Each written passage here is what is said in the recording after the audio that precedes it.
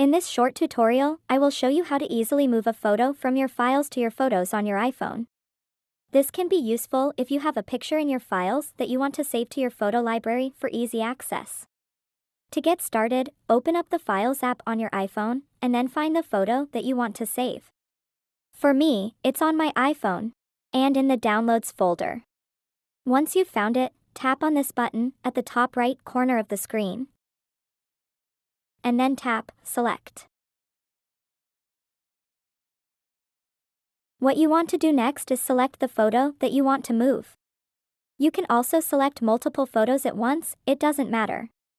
Then tap on the Share button at the bottom left. Bring this up, and tap Save Image. That's it. Now you have successfully moved a photo from your Files app to your Photos app on your iPhone. So that wraps up this tutorial. If you have any questions about this whole process, please let me know in the comments section below. And if this video helped you out, please give it a big thumbs up and subscribe to this channel for more tutorial videos like this one. Thank you so much for watching, and have a good day.